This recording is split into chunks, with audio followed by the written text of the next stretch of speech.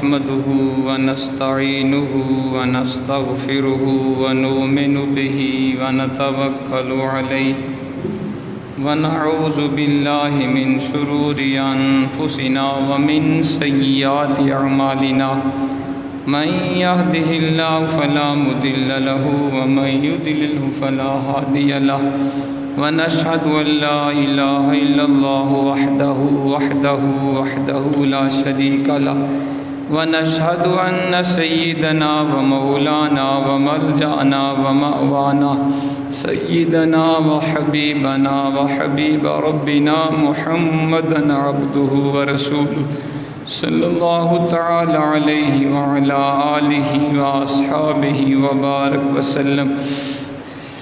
أما بعد فأعوذ بالله من الشيطان الرجيم. بسم الله الرحمن الرحيم. ألا إن أولياء الله لا خوف عليهم ولا هم يحزنون. آمنت بالله صدق الله العظيم وصدق رسوله النبي الكريم الأمين ونحن على ذلك لمن الشاهدين والشاكرين والحمد لله رب العالمين.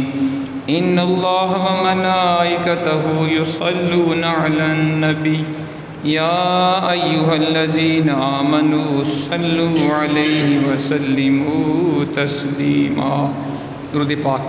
اللهم صل على سيدنا محمد وعلى آل سيدنا محمد وبارك وسلم عليه. الصلاة والسلام عليك يا سيدي يا رسول الله وعلى آلك وأصحابك يا سيدي يا حبيب الله. الصلاة والسلام عليك يا سيدي يا رحمة للعالمين وعلى آلك وأصحابك يا سيدي يا شفيع المذنبين والحمد لله رب العالمين.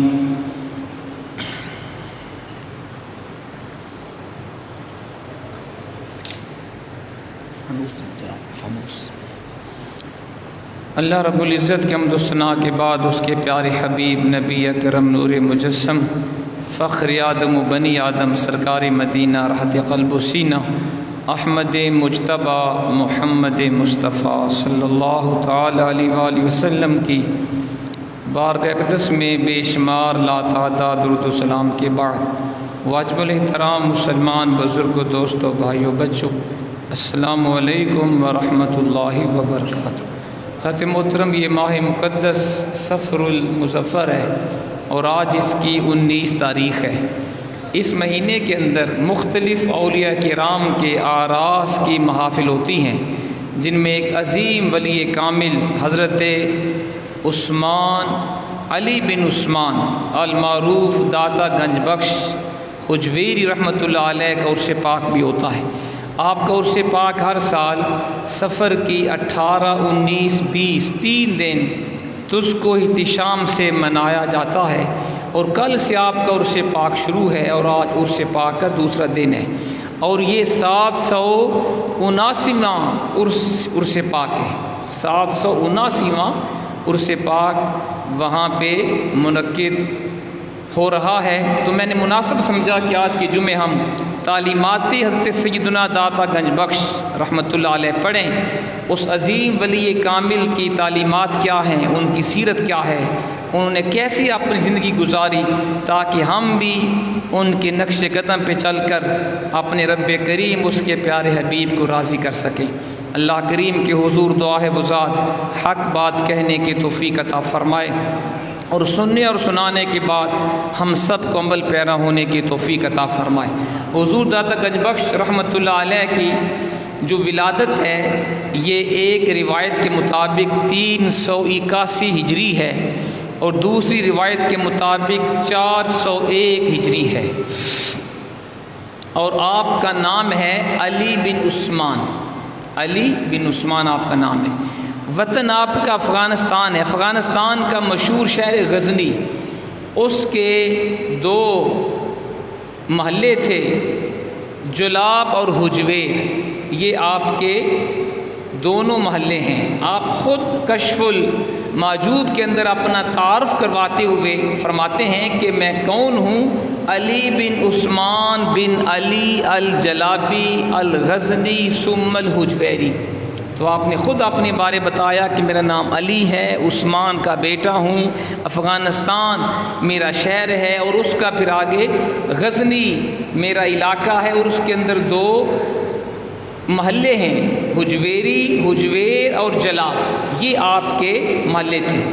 سلسلہ نسب آپ کا، آپ والد گرامی کی طرف سے حضرت حسن بن علی المرتضیٰ کے ساتھ آپ کا سلسلہ نسب جا کے ملتا ہے، اور والدہ صاحبہ کی طرف سے آپ کا سلسلہ نسب حضرت سیدنا امام حسین سے جا کے ملتا ہے۔ تو آپ حسنی حسینی سادات میں سے ہیں۔ آپ کے ماموں بھی بہت بڑے ولی کامل تھے، تاج الاولیاء ان کا لقب تھا۔ آپ کے ماموں کا تاج الاولیاء یعنی اولیاء کے سر کا تاج، اور آپ کی والدہ صاحبہ بھی بڑی عابدہ، زاہدہ، نیک سیرت خاتون تھی۔ بچپن سے آپ کو حصول علم کا شوق تھا۔ آپ نے اپنے علاقے کے مقامی علماء کرام سے بھی علم دین سیکھا، اور بیرونی علماء کرام سے بھی آپ نے ذانو تلمس طے کیا، اور آپ نے مختلف علاقوں کا، شہروں کا سفر طے کیا علم دین کے لیے۔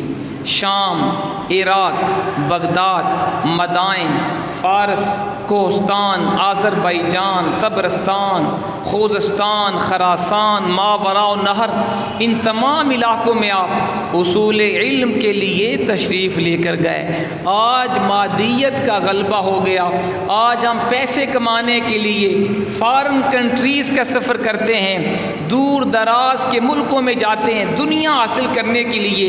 یہ اولیاء کرام وہ اللہ کے نیک بندے تھے جو مال و دولت کے لیے مختلف ملکوں کا سفر نہیں کیا کرتے تھے، فقط علم دین حاصل کرنے کے لیے مختلف ملکوں کا سفر فرمایا کرتے تھے۔ اور آپ نے خراسان کے اندر 300 مشائخ کی خدمت میں حاضر ہو کر ان سے علم دین سیکھا ہے۔ 300 علماء و مشائخ سے آپ نے ایک ملک خراسان کے اندر 300 مشائخ کی خدمت میں حاضر ہو کر علم دین کو حاصل کیا ہے، اور پہلے آپ نے ظاہری علوم حاصل کیے، پھر آپ باطنی علم کے لیے آپ نے شیخ کامل کی بیعت کی ہے، اور طویل سفر کیے شیخ کامل کی تلاش میں۔ بالآخر اللہ کریم نے آپ کے اوپر فضل و کرم فرمایا، اور آپ کو ایک سلسلہ جنیدیہ کے بہت بڑے صوفی بزرگ سے ملاقات ہو گئی، شیخ کامل ابو الفضل محمد بن حسن خطلی، وہ آپ کے شیخ کامل ہیں۔ یہ حضور داتا صاحب کے پیر و مرشد ہیں جن کی آپ نے بیعت کی ہے، اور ان کی صحبت میں رہ کر آپ نے باطنی علوم و معارف کو حاصل کیا ہے، اور آپ کا سلسلہ بیعت 9 واسطوں سے حضرت علی المرتضیٰ شیر خدا سے جا کے ملتا ہے۔ سبحان۔ فقہی مذہب کے لحاظ سے آپ حنفی ہیں، امام اعظم کے مقلد ہیں، ان کے پیروکار ہیں، اور آپ نے خود کشف المحجوب کے اندر امام اعظم ابو حنیفہ رحمہ اللہ کو بڑے پیارے انداز میں آپ نے یاد کیا، اور آپ نے اپنی مارک آرات تصنیف کشف المحجوب میں امام اعظم ابو حنیفہ رحمہ اللہ کے بارے میں لکھا، امام امامہ، یعنی امام اعظم ابو حنیفہ صرف امام نہیں، اماموں کے بھی امام ہیں، مقتدائی سنیہ، آپ اہل سنت و جماعت کے پیشوا ہیں، شرف فقہا کا شرف ہیں، اعز العلماء، اور آپ علماء کی عزت ہیں۔ تو آپ اندازہ فرما سکتے ہیں کہ بیعت کتنی ضروری ہے، اور پھر فقہی مسلک میں تقلید کتنی ضروری ہے کہ داتا صاحب رحمۃ اللہ علیہ جیسا صوفی بزرگ بھی امام اعظم کا مقلد ہے، اور آپ نے بھی باطنی ظاہری علوم بھی حاصل کیے، پھر باطنی علوم بھی حاصل کیے، ظاہری علوم کے لیے دور دراز کا سفر کیا، اور باطنی علوم کے لیے آپ نے شیخ کامل شیخ ابو الفضل شیخ ابو الفضل محمد بن حسن خطلی کی آپ نے بیعت کی ہے۔ اسے پتہ چلا ولی وہ ہوتا ہے جس کے پاس ظاہری علوم بھی ہوتے ہیں اور باطنی علوم بھی ہوتے ہیں، جو علم سے بے بہرا ہو، جس کے پاس نہ ظاہری علم ہو نہ باطنی علم ہو، وہ ولی نہیں ہو سکتا، وہ جاہل ہے، وہ گمراہ ہے اور لوگوں کو گمراہ کرنے والا ہے۔ آج ہمارے سادہ لوگ مسلمان سمجھتے ہیں بس جبہ کبا تسبیحاں پہن لینا اور جناب عجیب و غریب قسم کی اپنی صورت کو بنا لینا، نہ غسل کرنا، کپڑے بھی گندے اور عجیب و غریب قسم کی صورتحال میں ہم اس کو بہت بڑا بزرگ سمجھتے ہیں، جس کو اپنی ہوش بھی نہیں ہوتی، وہ ولی نہیں ہے۔ ولی وہ ہے جو عالم ہوتا ہے اور عالم بعمل ہوتا ہے، جو ظاہری باطنی علوم کو جاننے والا ہو، جو عالم بھی ہو اور بعمل بھی ہو، اسی کو صوفی کہا جاتا ہے اور اسی کو ولی کہا جاتا ہے۔ حضور داتا صاحب نے ظاہری علوم بھی حاصل کیے اور آپ نے باطنی علوم کے اندر بھی مہارت تام حاصل کی ہے۔ اور آپ کے بارے میں آتا ہے کشف المحجوب میں خود آپ نے ذکر کیا کہ آپ نے شادی بھی کی ہے، کیونکہ شادی کرنا حضور کی سنت ہے، لیکن کچھ عرصے کے بعد آپ کی جدائی ہو گئی اور پھر دوبارہ آپ نے شادی نہیں فرمائی۔ لاہور میں آپ اپنے شیخ کامل شیخ ابو الفضل محمد بن حسن خطلی نے آپ کو بھیجا۔ جب آپ نے ظاہری باطنی علوم میں مہارت تامہ حاصل کر لی تو آپ کے شیخ کامل نے ڈیوٹی لگائی، بیٹا تم جاؤ، اور افغانستان سے آپ چلے، مختلف علاقوں کا سفر کیا اور شیخ کامل نے آپ کو بھیجا کہ آپ لاہور میں جائیے اور وہاں جا کے اسلام کی تبلیغ کیجئے۔ آپ عرض کی حضور آپ کا حکم میرے سر آنکھوں پر، لیکن وہاں پہ میرے ایک اور بھائی بھی پہلے سے موجود ہیں، جناب حسن سنجانی ان کا نام تھا۔ کہاں جی وہ تو پہلے سے وہاں پہ ہیں، لیکن شیخ کامل نے فرمایا میرا حکم بیٹا آپ کو ہے کہ آپ وہاں جائیں اور تبلیغ اسلام فرمائیں۔ آپ اپنے شیخ کامل کے حکم کے مطابق لاہور میں تشریف لائے۔ جب شہر لاہور میں داخل ہوئے آپ نے جنازہ دیکھا، پوچھا یہ جنازہ کس کا ہے؟ بتایا گیا یہ بہت بڑے بزرگ صوفی جناب حسن سنجری کا ہے۔ تو آپ سمجھ گئے کہ میرے شیخ نے مجھے اس لیے بھیجا تھا، وہ نگاہ ولایت سے دیکھ رہے تھے جو پہلے وہاں پہ بزرگ ہیں ان کے وصال کا وقت قریب آ گیا اور ان کے وصال کے ساتھ ہی داتا صاحب کو وہاں بھیج دیا گیا تاکہ آپ وہاں جا کے تبلیغ اسلام فرمائیں۔ پھر آپ نے وہاں جا کے ڈیرا لگایا، بے سر و سامان تھے، کوئی آپ کے پاس نہ مال و دولت تھا نہ ظاہری اسباب تھے، چند ایک درویش آپ کے ساتھ تھے۔ لاہور میں اس مقام پہ آپ نے ڈیرا لگایا جہاں پہ آج آپ کا مزار پر انوار ہے، وہاں جا کے بیٹھ گئے اور مخلوق خدا کو ہدایت کا راستہ دکھانے لگے، غیر مسلموں کو اسلام کی روشنی سے ان کے دلوں کو منور فرمانے لگے۔ اور پھر جب آپ کا حلقہ حباب بڑھتا گیا، زیادہ لوگ اسلام قبول کرتے گئے، اس وقت لاہور کے اندر ہندو راجا تھا جو گورنر تھا، ہندو تھا۔ تو اس نے جب دیکھا کہ ایک درویش کی تبلیغ کی برکت سے اسلام پھیل رہا ہے تو اس کو خطرہ محسوس ہوا کہ یہ ہماری حکومت کے لیے خطرے کا باعث بن سکتا ہے۔ اس نے آدمی بھیجے، سپاہی بھیجے اور کہا اس فقیر کی جھونپڑی کو جلا دو اور اسے یہاں سے اٹھوا دو، لاہور سے باہر نکال دو۔ جب وہ سپاہی آئے، آپ کی سادہ سی جھونپڑی تھی، اس کو جلانے کی کوشش کی، جب اس کو آگ لگائی آپ نے اللہ ہو کی ضرب لگائی، وہ آگ فوراً بجھ گئی۔ وہ سپاہی بڑے حیران ہوئے کہ اس فقیر نے اللہ کی ضرب لگائی ہے اور ہماری وہ آگ بجھ گئی۔ بڑی کوشش کی لیکن آپ کی جھونپڑی کو آگ نہ لگی۔ آپ کے پاس آئے، کہا حضور ہمارے گورنر نے ہمیں بھیجا ہے کہ آپ یہاں سے اٹھ جائیں۔ آپ نے فرمایا فقیر خود نہیں آیا، اس کو بھیجا گیا ہے۔ میں خود نہیں بیٹھا، مجھے بٹھایا گیا ہے، اب میں تو یہاں سے نہیں جاؤں گا، میری تو قبر بھی یہیں پر بنے گی۔ تو انہوں نے کہا نہیں جناب، ہمیں یہ ہمارے گورنر نے تاکید کی ہے کہ آپ کو یہاں سے اٹھوا دیں۔ انہوں نے پھر کوشش کی، جھونپڑی کو آگ لگانے کی کوشش کی، جب وہ باز نہ آئے آپ جلال میں آ گئے، فرمایا یہ فقیر کی جھونپڑی کو آگ نہیں لگ سکتی، اسے دنیا کی آگ کیا، اسے تو جہنم کی آگ بھی نہیں جلا سکتی، جاؤ جا کے دیکھ لو تمہارے گورنر کے محل کو آگ لگ چکی ہے۔ جب واپس پہنچے دیکھا ان کے گورنر کے محل کو آگ جلا رہی تھی، جا کے بتایا کہ جناب توبہ کر لو، اس فقیر کی زبان سے ہم نے سنا ہے اس فقیر کی جھونپڑی کو تم جلا نہیں سکتے، اس جھونپڑی کو جلانے کا حکم دینے والے گورنر کا محل جل رہا ہے۔ وہ فوراً داتا صاحب کی بارگاہ میں، گورنر راجہ اس کا نام تھا، وہ آیا اور آپ کی بارگاہ میں توبہ کی، کلمہ پڑا، مسلمان ہو گیا۔ اس طرح آپ نے اسلام پھیلایا ہے۔ پھر ایک اور واقعہ ہے کہ آپ وہاں بیٹھ کر لوگوں کو واعظ فرماتے، تبلیغ فرماتے اور لوگ جوک در جوک اسلام قبول کرتے جاتے۔ ایک اور وہاں پہ ہندو راجہ جوگی تھا، بڑا جادوگر تھا، اور لوگ اسے بھینسوں کا دودھ دیتے، اگر کوئی دودھ نہ دیتا وہ جادو کے ذریعے ان کی بھینسیں جو ہیں وہ بجائے دودھ کے خون دینا شروع کر دیتی۔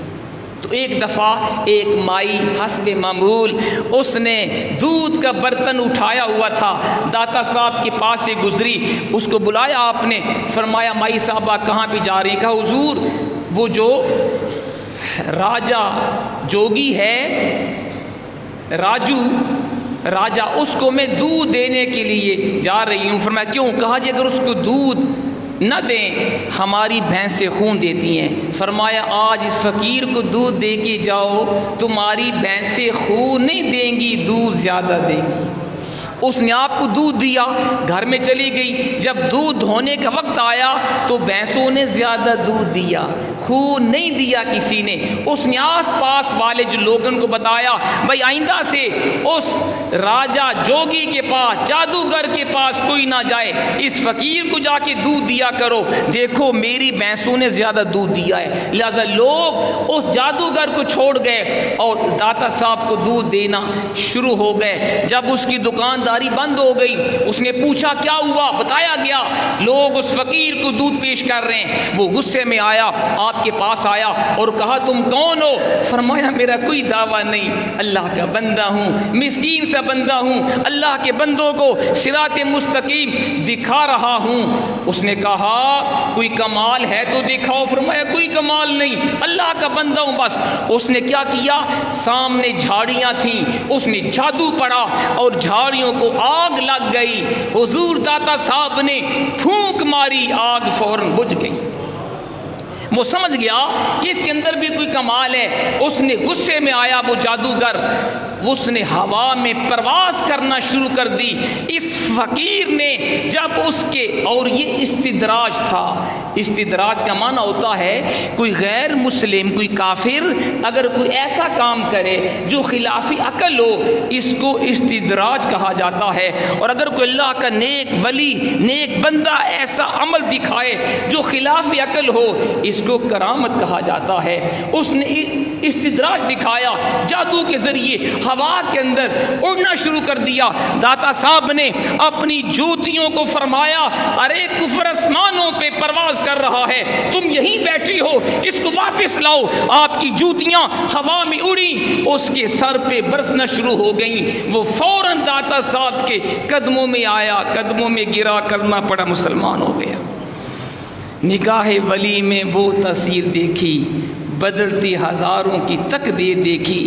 یہ راجہ جوگی تھا، راجو اس کا نام تھا، جو کل تک ہندو تھا، غیر مسلم تھا، جادوگر تھا۔ جب اللہ کے ولی کی نگاہ اٹھی، اس کے دل کی دنیا بدل گئی، مسلمان ہو گیا، اور پھر آپ کی اس نے بیعت کی، پھر آپ کی بارگاہ میں زندگی گزار دی، اور پھر وہ شیخ ہندی کے نام سے مشہور ہوا۔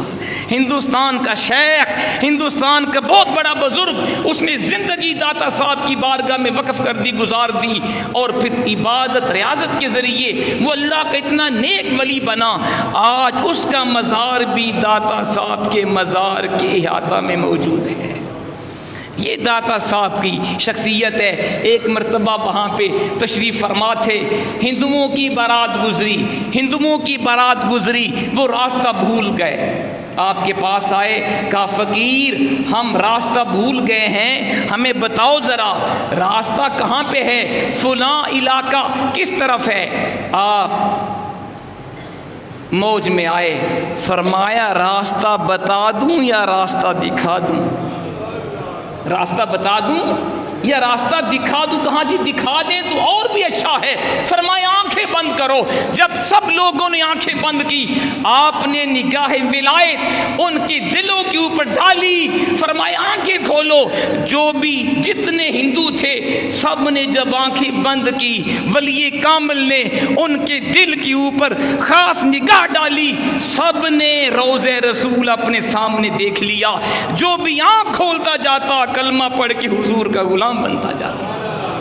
پوری بارات نے کلمہ پڑھا، مشرف اسلام ہو گئے۔ یہ آپ کو اللہ نشان دی ہے۔ اور آج جہاں پہ آپ کا مزار پر انوار ہے، یہاں پہ آپ نے اس وقت آج سے 1000 سال پہلے تقریباً آپ نے مسجد تعمیر کی تھی۔ جب خدا کا گھر بن گیا، بعض علماء نے اعتراض کیا، کہا جی داتا صاحب کی مسجد کا جو محراب ہے یہ کعبے کی طرف سیدھا نہیں ہے، اس کی سمت کعبہ شریف کی طرف نہیں۔ آپ کو جب یہ پتہ چلا، آپ نے ان سب اعتراض کرنے والے علماء کو بلا لیا، اور آپ نے جب نماز ادا فرمائی، سب نے نماز پڑھی آپ کے ساتھ بیٹھے ہوئے تھے۔ آپ نے فرمایا تمہارے ذہن میں یہ آیا ہے، تمہارا یہ خیال ہے کہ میری مسجد کا محراب کعبے کی طرف نہیں ہے، سب سیدھا نگاہ کر کے ذرا دیکھو نا کعبہ سیدھ پہ ہے کہ نہیں۔ جب سب نے سمت کعبہ دیکھا، داتا صاحب کی محراب کے عین سیدھ پر سب نے کعبہ کی زیارت کر لی، سب نے خانہ کعبہ کو دیکھ لیا۔ یہ اللہ نے آپ کو شان دی ہے، یہ مقام دیا، اور آپ کی قبر انور پر بڑے بڑے صوفیاء، بڑے بڑے اولیاء حاضر ہوئے اور فیض حاصل کیا۔ ہمارے سلسلہ عالیہ چشتیہ کے بہت بڑے بزرگ ہیں، خواجہ غریب نواز، خواجہ معین الدین چشتی اجمیری رحمۃ اللہ علیہ۔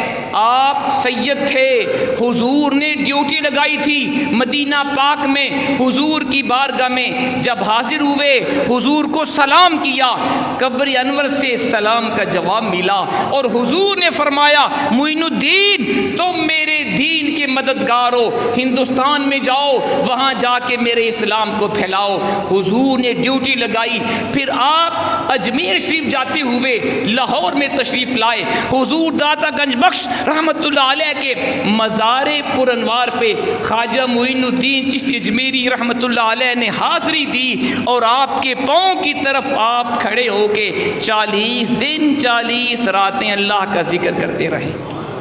چلا کیا آپ نے 40 دن 40 راتیں حضور داتا صاحب کی پاؤں کی طرف کھڑے ہو کر اللہ کو یاد کرتے رہے۔ 40 دن پورے 40 راتیں پوری اللہ کی یاد اس کے ذکر میں گزاری، اور جب داتا صاحب نے نگاہ کرم فرمائی، جب آپ کو فیض ملا، جب علوم و معارف کے خزانے رب نے آپ کو عطا فرمائے، جب 40 دن مکمل ہو گئے، اور آپ جب واپس اجمیر شریف جو ہندوستان میں علاقہ ہے وہاں جانے لگے، تو آپ نے داتا صاحب کی شان میں ایک شعر بولا تھا جو آج بھی داتا صاحب کے مزار پر انوار کے اوپر سنہری حروف سے لکھا ہوا ہے، اور ہر عقیدت مند کی زبان پہ ہے۔ یہ شعر آپ نے لکھا تھا، فرمایا تھا گنج بخش فیض عالم مظہر نور خدا نا کسارا پیر کامل کاملارا رہنما۔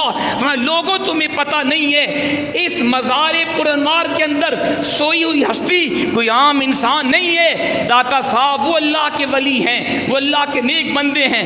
گنج بخش عام مخلوق خدا کو دین و دنیا کے خزانے تقسیم فرما رہے ہیں، دین و دنیا کے خزانے بانٹ رہے ہیں۔ کیسے خزانے؟ آج بھی آپ جا کے دیکھ لو، ایک اندازے کے مطابق کم سے کم 1.5 کروڑ روپیہ آمدن سالانہ داتا صاحب کے مزار پہ ہوتی ہے، کم سے کم 1.5 کروڑ روپیہ سالانہ۔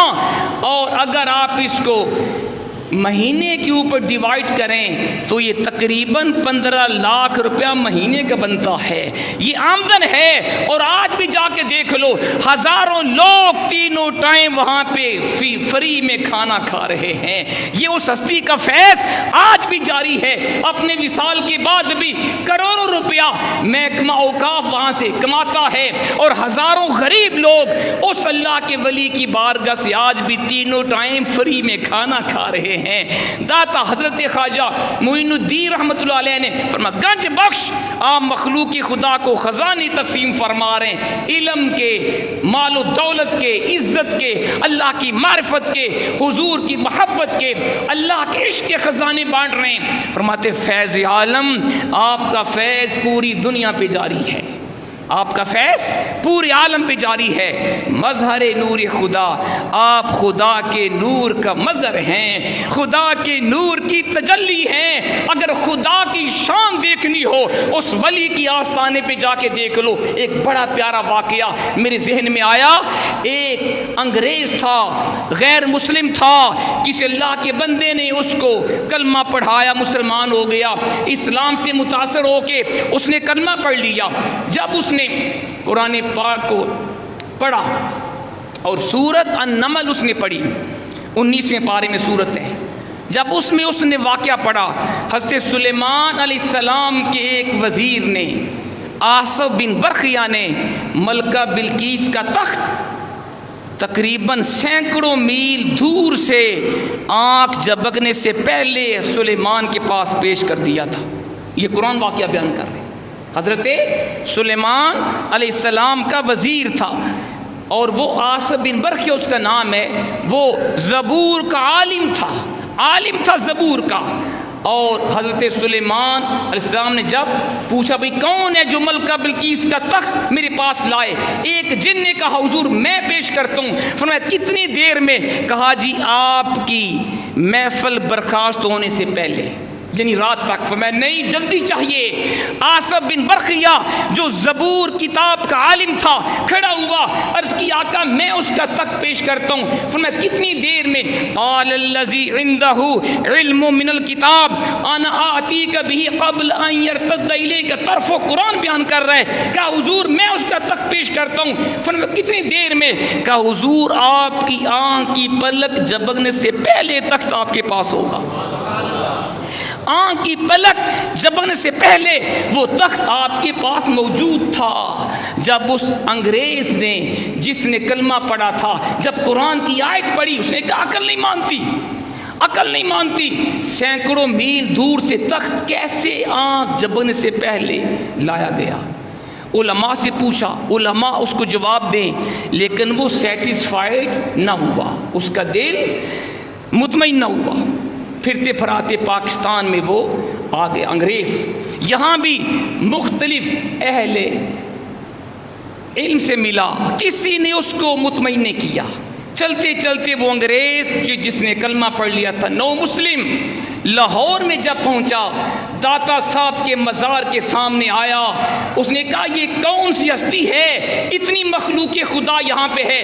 کس نے کہا یہ اللہ کے ولی ہیں، بزرگ ہیں، صوفی ہیں۔ اس نے کہا میں نے مزار پہ حاضری دینی ہے۔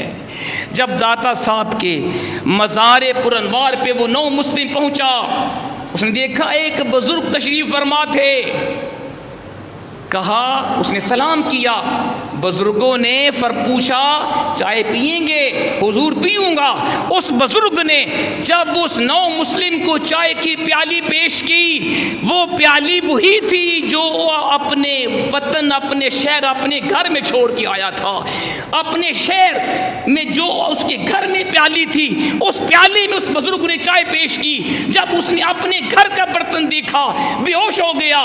جب ہوش آیا پوچھا تمہیں کیا ہوا تھا؟ اس نے کہا یہ بزرگ کون ہے؟ یہ تو پیالی وہ ہے جو میں گھر میں چھوڑ کے آیا تھا. جب اٹھا وہ بزرگ غائب تھے. کہنے والوں نے کہا وہ کون تھا؟ وہ داتا صاحب کی ذات گرامی تھی. آپ نے اس کے سوال کا جواب دے دیا. اس نے کہا یہ بزرگ جس کا آستانہ ہے میں اتنے عرصے سے سوال کو تلاش کر رہا تھا، اس کا جواب مجھے اس بزرگ نے دے دیا ہے کہ جیسے میں نے تیرے گھر سے پیالی لا کے تجھے پیش کر دی ہے، آصف بن برقیہ نے بھی اسی طرح تخت بلقیس پیش فرما دیا تھا. پھر وہ وہاں سے گیا نہیں. پھر اس نے پوری زندگی حضور داتا صاحب کے مزار پر انوار پہ گزار دی، اور آج اس کی قبر بھی حضور داتا صاحب کے مزار کے پاس ہے. یہ داتا صاحب کی شان ہے. حضرات محترم، اگر آپ نے اس عظیم ولی کی سیرت دیکھنی ہو، خدا کے گھر میں دل کھول کے مدد کیا کریں. آپ کو ہر جمعے پر کہنا اچھا نہیں ہے، لیکن آپ خود دیکھا کریں. جیسے ہمارے گھروں کے اندر اخراجات ہیں، خدا کے گھر کے اخراجات اس سے کہیں زیادہ ہیں. ہر جمعے پر ہر شخص حسب توفیق بڑھ چڑھ کے تعاون ضرور فرمایا کریں. ذات محترم، داتا صاحب کی اگر شان آپ نے دیکھنی ہو نا، کشف المحجوب آپ کی کتاب ہے، شورا آفاق کتاب ہے. اس کو آپ ضرور آپ اس کتاب کو پڑھیے گا. یہ کتاب وہ ہے پروفیسر نکلسن، یہ انگریز اسکالر ہے، کیمبرج یونیورسٹی کے اندر یہ عربی کا پروفیسر ہے. اس نے داتا صاحب کی کتاب کو انگریزی میں ترجمہ کیا ہوا ہے. یہ ہے خوبی جو غیر بھی مانے، اور آپ کی کتاب مختلف زبانوں میں ترجمہ ہو کے دنیا کی تمام بڑی بڑی لائبریریوں کے اندر آج بھی موجود ہے. اور آپ کی کتاب کشف المحجوب فارسی میں آپ نے تصنیف فرمائی. یہ تصوف کے اندر سب سے پہلی لکھی جانے والی کتاب ہے، جس کے تراجم عربی میں، اردو میں، انگریزی میں، مختلف زبانوں میں آج بھی موجود ہیں. یہ کتاب پڑھنے والی ہے جناب حضرت خواجہ نظام الدین محبوب الہی رحمۃ اللہ علیہ نے فرمایا، جس بندے کو شیخ نہ ملتا ہو وہ کسی پیر و مرشد کی تلاش میں ہو، لیکن کوئی شیخ کامل اسے دکھائی نہ دے، وہ کشف المحجوب کو پڑھ لے. اس کتاب کو پڑھنے کی برکت سے اللہ اس کو شیخ کامل عطا فرما دے گا. اتنی پیاری کتاب ہے. اس کے اندر تقریباً 39 چیپٹرز ہیں، 39 ابواب میں اس کتاب کے اندر. اس کتاب کا جو پہلا باب داتا صاحب نے لکھا وہ اس بات علم کے اوپر ہے، علم کے اوپر. اور آپ نے قرآن و حدیث سے دلائل پیش کیے کہ علم کو حاصل کرنا کتنا ضروری ہے. آپ نے قرآن کی آیت پیش کی، انما یخشی اللہ من عبادہ العلماء، اللہ تعالیٰ سے صحیح معنوں میں ڈرنے والا علماء ہی ہوتے ہیں. پھر آپ نے حضور کا فرمان علی شان بیان کیا. حضور نے فرمایا طالب العلم فریدہ علی کل مسلم و مسلمۃ، او کما قال، علم کو حاصل کرنا ہر مسلمان مرد و عورت پہ فرض ہے. پھر آپ نے فرمایا اطلب العلم ولو بالصین، علم حاصل کرو اگرچہ تمہیں چین جانا پڑے. پھر حضور داتا صاحب نے لکھا تمام علوم کا حصول فرض نہیں، شریعت سے متعلقہ علوم حاصل کرنے فرض ہیں. آج ہم دنیا کے علوم کے پیچھے تو بھاگ رہے ہیں، MBA کر لوں، BS MS کر لوں، اور جناب MS electrical engineer, mechanical engineering اور اس طرح کی دنیاوی کورسز تو ہم کرتے ہیں، لیکن شریعت کا علم ہمیں نہیں آتا. ہمیں تو فرض علوم بھی اکثر مسلمانوں کو نہیں ہے کہ جن علوم کو حاصل کرنا فرض ہے ہم وہ بھی نہیں سیکھتے. حالانکہ جب بندہ بالغ ہوتا ہے وضو کے مسائل سیکھنا اور نماز کے مسائل سیکھنا اس کے اوپر فرض ہوتا ہے. ہم میں سے کتنے لوگ ہیں جن کو وضو کے مسائل آتے ہیں، نماز کے مسائل کا پتہ ہے.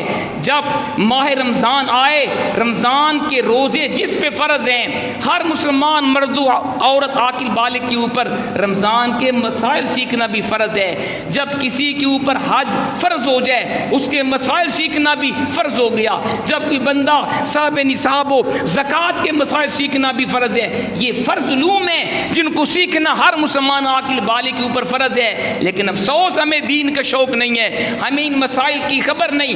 داتا صاحب نے کشف المحجوب میں بیان کیا فرض علوم کو حاصل کرنا ہر مسلمان کے اوپر یہ ضروری ہے. اور پھر آپ نے فرمایا علم اور عمل دونوں لازم و ملزوم ہیں. اگر علم بندہ بہت حاصل کر لے اگر عمل نہیں ہے اس علم کا فائدہ نہیں ہے. اور اگر بندہ وہ بغیر علم کے عمل کا دعویٰ کرے اس عمل کا بھی فائدہ نہیں ہے. تو آپ نے فرمایا علم و عمل دونوں لازم و ملزوم ہیں. اور پھر آپ نے کشف المحجوب کے اندر خوف خدا کے بارے میں قرآن و حدیث سے دلائل دیے. ایک بڑا پیارا واقعہ آپ نے بیان کیا کہ بصرہ کے اندر ایک مالدار بندہ تھا. وہ اپنی باغ میں گیا اور اپنے ملازم کی بیوی کو اس نے دیکھا, خوبصورت تھی. دل میں برا خیال آیا اور اپنے اس خادم کو کسی کام سے باہر بھیج دیا اور اس کی بیوی کو کہا کہ باغ کے تمام دروازے بند کر دو.